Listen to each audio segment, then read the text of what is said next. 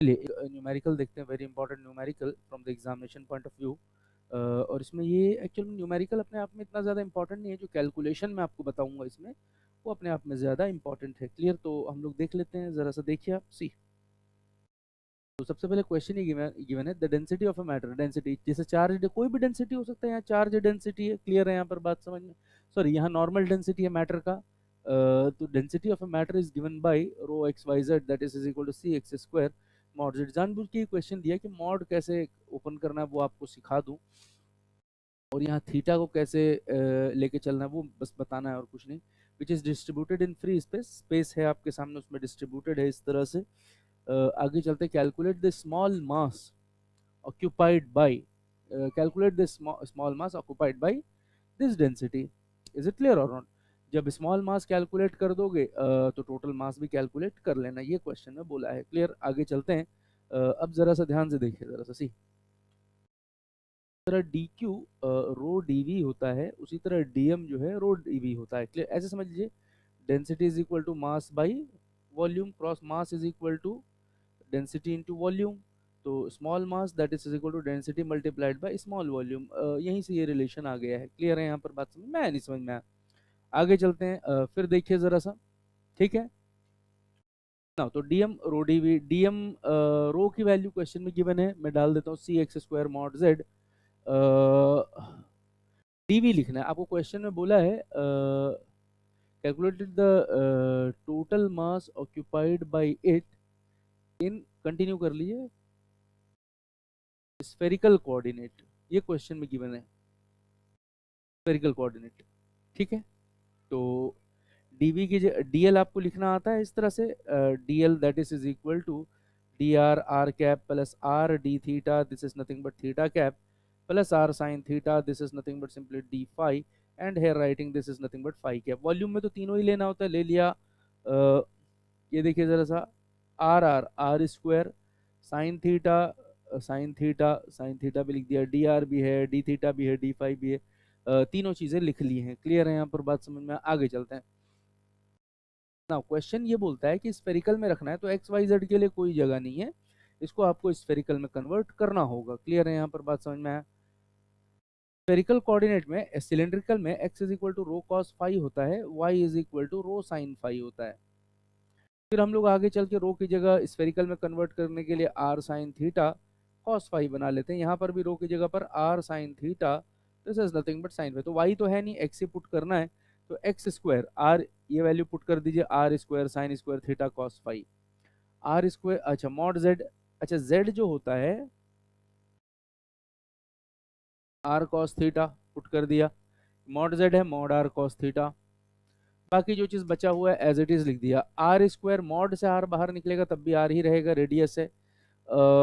ये वाला are square है, तो टोटल आर की पावर 5 हो गया, सी आर की power 5। Sine square theta sine cube theta, cos square 5 as it is, mod of cos theta ऐसे ही लिख लिया। बाकी तीन चीजों को ऐसे d r d theta d phi ऐसे। एक्चुअल में यहाँ पे कैलकुलेशन कैसे करना है वो इंपॉर्टेंट है, मॉड का चक्कर कैसे हैंडल करना है that is very very important, that I need to discuss here. Clear? C r का इंटीग्रेशन, डी आर अलग कर देते हैं, डी थीटा अलग कर देते हैं, डी फाई अलग कर देते हैं।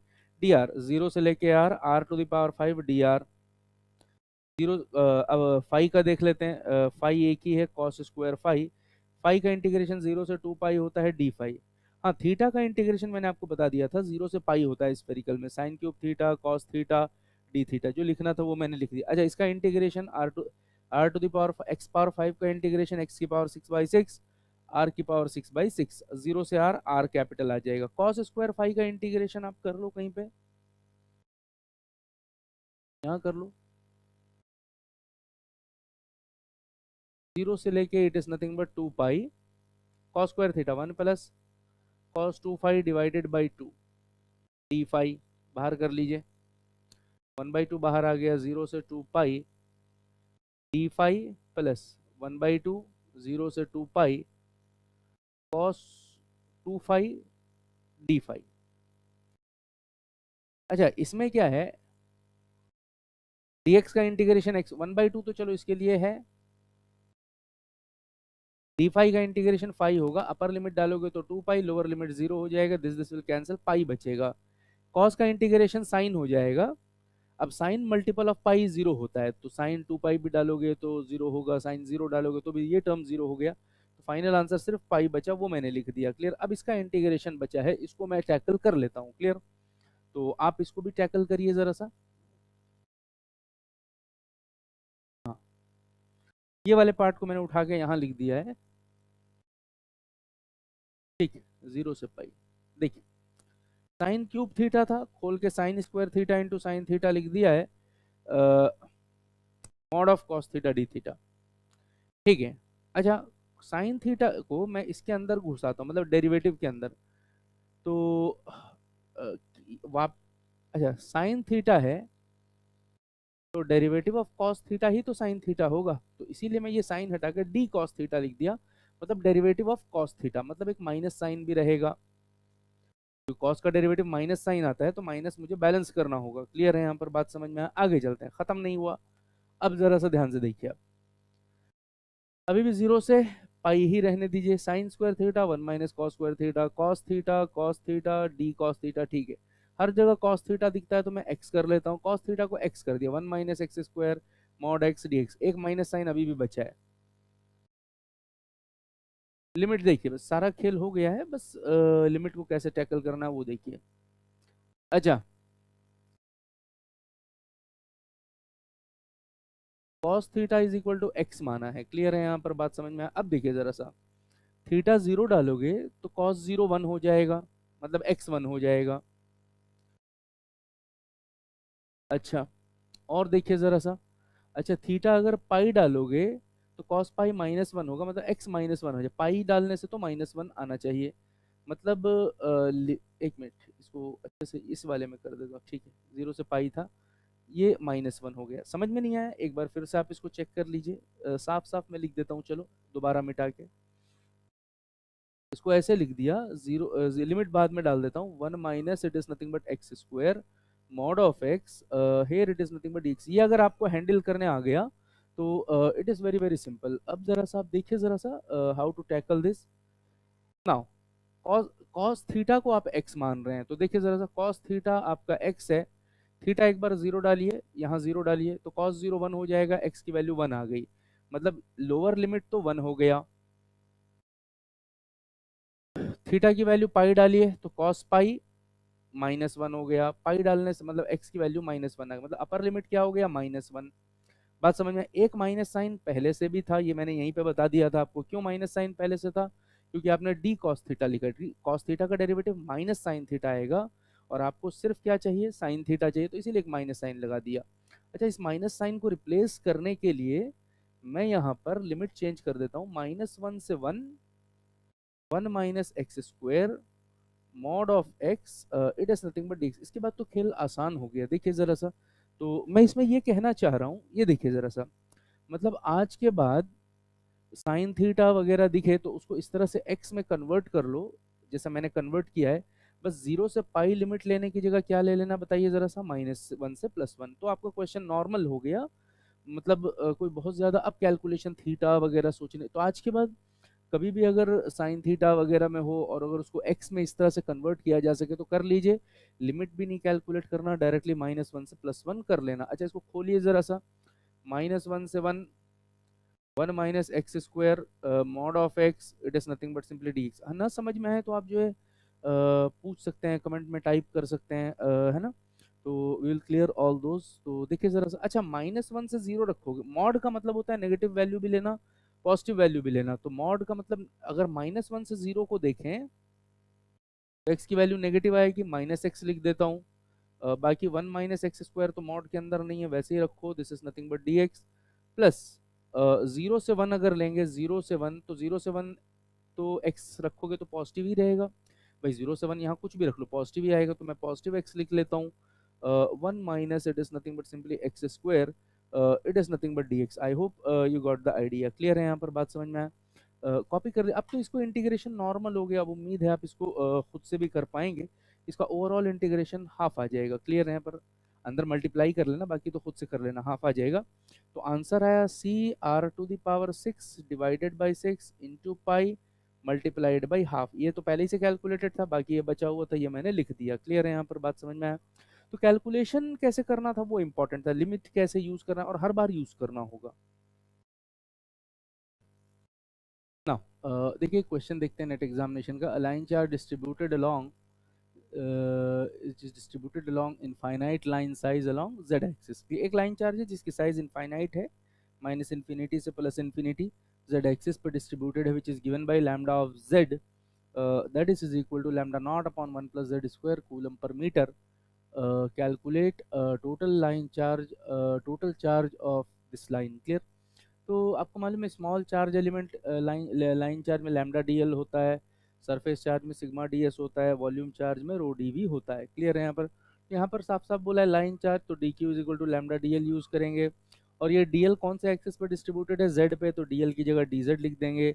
लैम्डा क्वेश्चन में गिवन है lambda naught upon 1 plus z square, that I have substituted here.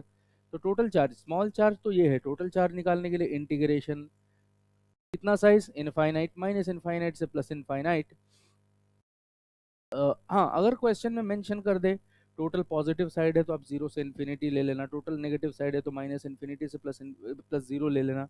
हाँ, अगर कुछ नहीं बोला है तो माइनस इन्फिनिटी से plus infinity. dz upon lambda not constant taken outside, 1 upon 1 plus x square का इंटीग्रेशन tan इनवर्स x। क्लियर? तो 1 अपॉन 1 प्लस जेड स्क्वायर का integration tan inverse z। Put up करिए, upper limit infinity, lower limit minus infinity, बीच में minus sign, tan inverse infinity 90 degree, tan inverse minus infinity, minus can be taken out, plus tan inverse infinity 90, 90, 90 plus 180, that is nothing but lambda naught pi। this is what the value what I calculated। is it clear? और हाँ, तो इसकी unit क्या हो जाएगी बताइए जरा सा, कूलॉम्स। ठीक है, अगला क्वेश्चन देखिए। क्वेश्चन आ जाता है एग्जामिनेशन में कभी कभी।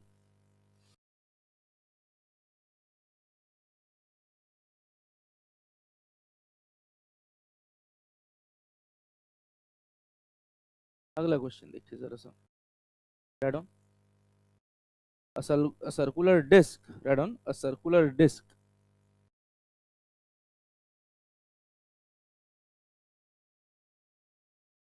carries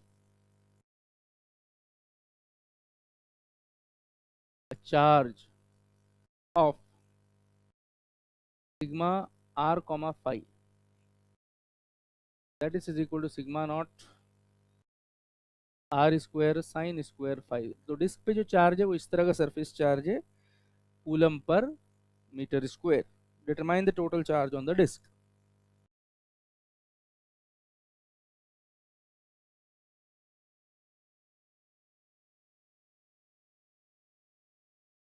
determine total charge on the disc. अभी थोड़ी देर पहले मैंने डिस्कस कर दिया था, d q lambda d l होता है, सिग्मा डी एस होता है, रो डी बी होता है, चार्ज सिग्मा दिया हुआ है, तो d q that is equal to sigma d s, तो that is equal to sigma not r square sine square, it is nothing but simply five, here it is ds not d phi, that is nothing but simply ds। ठीक है, आगे चलते हैं। DS को vector में मत लिखिए क्योंकि चार्ज निकालना है आपको, वेक्टर का कोई मतलब नहीं है। अच्छा, सबसे पहले कोऑर्डिनेट कौन सा यूज करेंगे, कंफ्यूजन सा है, आर है, फाई है, थीटा नहीं है, लेकिन आर तो है। अब सिलेंडर होगा या स्फेरिकल होगा ये चेक करना है। सबसे पहली बात, मैंने आपको एक नाम बताया था, ये वाला। कभी भी क्वेश्चन में मेंशन हो सर्कल तो आंख बंद करके कौन सा कोऑर्डिनेट यूज कर लेना, सिलेंड्रिकल। इज इट क्लियर और नॉट? तो आर को आर ना लिख के आप रो लिख लो, कोई दिक्कत नहीं, क्योंकि हम लोग एग्जामिनेशन पॉइंट ऑफ व्यू से या टेक्स्ट पॉइंट ऑफ व्यू से सिलेंडर में रेडियस को रो लिखते हैं और स्फीयर में रेडियस को आर लिखते हैं। क्लियर है यहाँ पर, बात समझ में आया?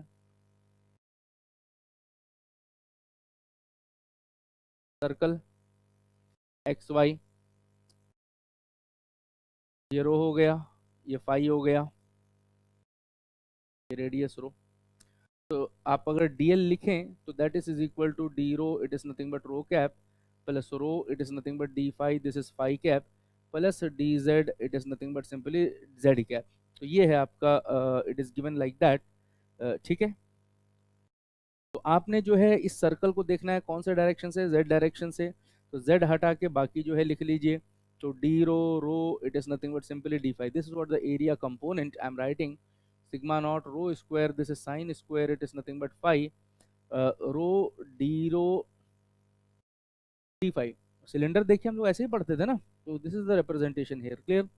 आगे चलते हैं, rho into rho that is nothing but simply rho cube, this is sine square, it is nothing but phi. अच्छा डी रो भी है, डी रो इसके साथ लगा दो, डी फाई इसके साथ लगा दो, सिग्मा ठीक है, कौन सिग्मा नहीं है ये, सिग्मा नॉट है कांस्टेंट। तो rho cube d rho, total charge निकाल देते हैं, integration sine square it is nothing but phi, this is nothing but d phi. Rho radius की लिमिट जीरो से कैपिटल आर, फाई की लिमिट आपको पता है जीरो से 2 पाई होती है, क्लियर है यहाँ पर, बात समझ में आया। तो ये रिप्रेजेंटेशन हो गया, ठीक है। आगे चलते हैं, नाउ सिग्मा नॉट अपनी जगह ठीक है, रो की पावर 4/4, रो की जगह आर डाल दोगे तो आर की power 4 divided by 4, lower limit डालने का कोई मतलब नहीं है, क्लियर। आगे चलते हैं, डॉट इंटीग्रेशन जीरो से it is nothing but simply 2 pi sine square theta 1 minus cos 2 phi divided by 2। Sigma naught अपनी जगह ठीक है, आर की पावर 4/4 ठीक है, 1/2 बाहर आ गया, यहाँ पर 1 में 2 पाई लिमिट डालोगे तो ये 2 पाई हो जाएगा, जीरो लिमिट डालोगे तो ये जीरो हो जाएगा, अपर लिमिट माइनस लोअर। अच्छा इस वाले का इंटीग्रेशन क्या होगा, कॉस का इंटीग्रेशन साइन, साइन में 2 पाई डालोगे तो 2 इंटू 2 पाई 4 पाई, वो जीरो हो जाएगा, जीरो डालोगे तब भी जीरो हो जाएगा, खत्म। This will get sorry this will get, pi बच जाएगा, 2 से 2 कैंसिल होगा, पाई बच जाएगा। तो आपका रिजल्ट बच गया है, that is equal to sigma naught r to the power 4 upon 4, this is nothing but simply pi coulomb. This is what the value what I calculated for this given representation, clear। तो अगला question लिखिए जरा सा, एक question और लिखिए ना। एक क्वेश्चन देखते हैं, देखिए जरा सा, ring carries a uniform line charge, line charge understood है, कूलम पर मीटर है, इसीलिए बोला पोटेंशियल निकालना है एक पॉइंट पी पे जो रिंग के सेंटर से हाइट एच पे रखा हुआ है, क्लियर है यहाँ पर, बात समझ में आया।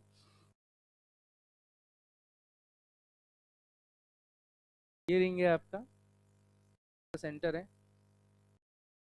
सेंटर से ये हाइट एच है और ये पॉइंट पी है,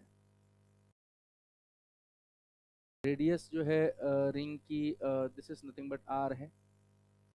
अच्छा एक बात बताइए, रिंग वगैरह लाइन चार्ज वगैरह दिया होता है तो पूरा ले लेते हैं या पहले थोड़ा सा लेते हैं, थोड़ा सा लेते हैं, तो थोड़ा सा लिया है तो पूरा चार्ज लिया है या स्मॉल चार्ज लिया है, स्मॉल चार्ज लिया है, तो स्मॉल चार्ज क्या बोलेंगे लैम्डा के टर्म्स में, अभी थोड़ी देर पहले बताया था लैम्डा डीएल। आगे चलते हैं, अच्छा वैसे पोटेंशियल का फार्मूला इन जनरल होता है q by 4 pi epsilon 0 r, general formula ऐसे होता है, क्लियर। लेकिन हम पूरा चार्ज तो ले ही नहीं रहे, स्मॉल चार्ज ले रहे हैं तो स्मॉल पोटेंशियल निकलेगा, वही चीज़ हम लोगों ने लिख दिया है। अच्छा आर क्या होता है बताइए ज़रा सा, चार्ज से उस पॉइंट की दूरी, तो चार्ज तो यहाँ पे है, उस पॉइंट की दूरी यहाँ है, तो ये डिस्टेंस होगा that is nothing but under root this is r square plus it is nothing but simply h. अच्छा एक बात और मैं अगर आपको बताऊं, तो इस तरह से भी निकल सकता था, v is equal to e dot it is nothing but d l, इस फार्मूले से भी पोटेंशियल कैलकुलेट हो सकता है। अच्छा इसमें क्या है, इलेक्ट्रिक फील्ड हम लोग रिंग के लिए कैलकुलेट कर चुके हैं, वो डीएल में लिखना होगा, आ जाएगा। लेकिन आपको मालूम होना चाहिए इंटीग्रेशन अपने आप में टिपिकल टास्क है, डायरेक्शन ये वो, इलेक्ट्रिक फील्ड में डायरेक्शन होता है ना, तो वो सब देखना पड़ता है। और पोटेंशियल के बारे में ये कहा जाता है कि पोटेंशियल तो स्केलर है, इसमें कोई डायरेक्शन नहीं होता है। तो अच्छा आपके पास दो चीज़ें, इलेक्ट्रिक फील्ड से पोटेंशियल निकालिए या पोटेंशियल से इलेक्ट्रिक फील्ड निकालिए। इलेक्ट्रिक फील्ड से पोटेंशियल अगर निकालना है तो ई डॉट डी एल निकालना होगा, पोटेंशियल आ जाएगा। पोटेंशियल से इलेक्ट्रिक फील्ड निकालना है तो e is equal to minus delta v का, ये डिफरेंशिएशन है, ये इंटीग्रेशन है। डिफरेंशिएशन ज़्यादा मुश्किल होता है, इंटीग्रेशन ज़्यादा मुश्किल होता है, इंटीग्रेशन ज़्यादा मुश्किल है तो डिफरेंशिएशन आसान है। हम लोग नॉर्मली ये मेथड कोशिश करेंगे, पोटेंशियल निकाल के उसका डेरिवेटिव करेंगे, अपने आप इलेक्ट्रिक फील्ड आएगा, क्लियर है यहाँ पर बात समझ। तो मेरे कहने का फिजिकल सिग्निफिकेंस आपको समझ में आ गया, दोनों ही ठीक है, दोनों ही सेम है, बस ये ध्यान रखना है कि क्या बोलते हैं, हमेशा आसान चीज़ को देखना चाहिए। तो हम स्टार्ट करते हैं, आर की जगह पर ये डिस्टेंस डाल दिया है, under root are square plus it is nothing but simply h square. I hope you got the idea. अच्छा lambda outside 4 pi epsilon 0 outside, इसके बारे में बात कर लेते हैं। हाइट एच तो गिवन है, वो एच एच ही रहेगा, चेंज नहीं होगा, वेरिएबल नहीं है। इतना बड़ा रिंग लिया है तो उसकी रेडियस हर जगह पे सेम ही रहेगी, तो आर और एच अगर कांस्टेंट है तो वो भी इंटीग्रेशन से बाहर आ जाएंगे।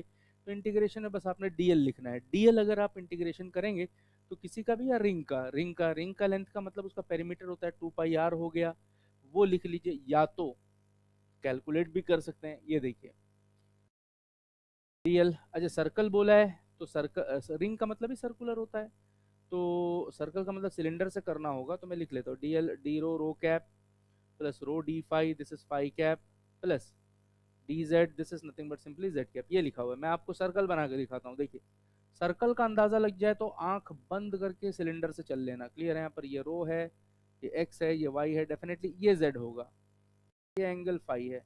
रिंग बनाने के लिए ऐसे चलना पड़ेगा, फाई में चलना पड़ेगा, फाई डायरेक्शन में, तो डीएल जो है ये रो डी फाई लेना पड़ेगा। क्लियर है? यहाँ पर बात समझ में आया?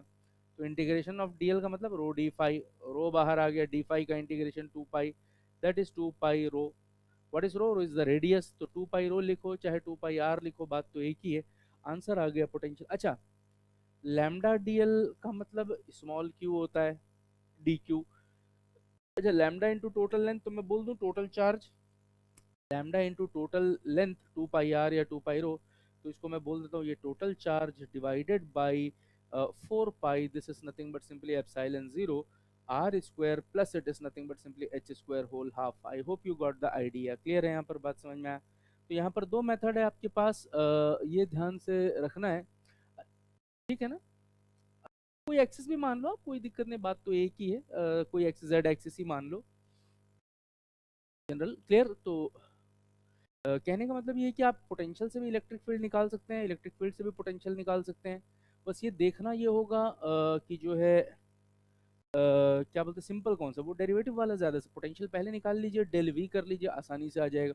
अच्छा, सर्कल वर्कल जब भी है ना, रिंग का मतलब ही अंडरस्टूड होता है सर्कुलर है, तो ये हमेशा जेड एक्सिस ही लेना है। क्लियर है? यहाँ पर बात समझ में आई? ये अंडरस्टूड है, मेंशन करे चाहे ना करे। क्लियर? क्योंकि ये देखिए ज़रा सा, ये सर्कल है, ये भी तो सर्कल है, सर्कल से सेंटर से ये अगर जेड है, ये अगर आपके फेस कर रहा है तो ये जेड है। क्लियर? सिलेंडर में ये बताया जा चुका है। क्लियर है? यहाँ पर बात समझ में आया? तो आप जो है अगला क्वेश्चन देखिए जरा सा। नाउ देखिए जरा सा, एक्सटेंड करते हैं रिंग को। Disc carries, disc means circular disc, understood here, circular disc. Circle का नाम जब भी आ जाए आपको पता है कि आपने सिलेंड्रिकल कोऑर्डिनेट लेना है। क्लियर है? यहाँ पर बात समझ में आया? तो a circular disc carries a uniform charge, uniform surface charge density. ये आपका सर्कुलर डिस्क है और ये भरा हुआ, रिंग का मतलब एक तार ऐसे, लेकिन अंदर सब फिल हो, उंगली ना घुसे इसके अंदर, तो that is called as disc. Is it clear और नॉट? सेंटर से एक हाइट आपका, it is nothing but h है, और पूरे डिस्क की वजह से यहाँ क्या पोटेंशियल क्रिएट होगा वो निकालना है। डिस्क की वजह से हम इलेक्ट्रिक फील्ड भी निकाल चुके थे, वहाँ से भी पोटेंशियल निकाल सकते हैं, लेकिन आज हम पहले पोटेंशियल निकालेंगे। क्लियर? मैंने आपको एक बात बताया था, जब भी डिस्क आए तो डिस्क पूरा मत लो, एक रिंग काट लो इससे, और पूरा रिंग, ये देखिए ये पूरा डिस्क है, एक साथ निकालने के बजाय एक धारी ये ले लो बस, ये क्या हो गया, रिंग हो गया। फिर इसी को रिपीट करते जाओ करते जाओ करते जाओ, भर जाएगा, ये पूरा डिस्क बन जाएगा। क्लियर? तो रिंग ना करके, इस पहले डिस्क ना करके एक रिंग का एक्सप्रेशन लिखिए। तो रिंग का हम पिछले क्वेश्चन में लिख चुके हैं, डी क्यू बाई, अच्छा पूरा पोटेंशियल होता है तो q by 4 pi epsilon 0 r square plus H square whole to the power 3/2। Clear? से फॉर एग्जाम्पल मैं और थोड़ा सा प्रोसीड करता हूँ, समझा देता हूँ। देखिए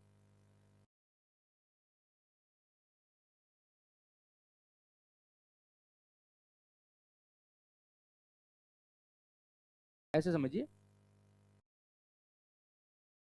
ये सर्कुलर रिंग है, ठीक है, ये सर्कल जैसा लग रहा है, आप समझिए आप। अब जरा सा पूरा रेडियस तो कैपिटल आर है, मैं ये कह रहा हूँ, तब वहां पर under root capital r square plus H square था। आज पूरा ना लेके एक छोटा सा रिंग काटो इससे, तो ये रेडियस कैपिटल आर तो नहीं होगा, कोई स्मॉल आर, और इसकी वजह से मैं यहाँ पोटेंशियल निकाल लेता हूँ। क्लियर? तो स्मॉल आर लिख लेता हूँ, are square plus H square whole to the power 3। But लेकिन आपको पता है कि आपको जीरो से लेके आर जब पूरा लोगे तभी डिस्क भरेगा। क्लियर है? यहाँ पर बात समझ में? आगे चलते हैं।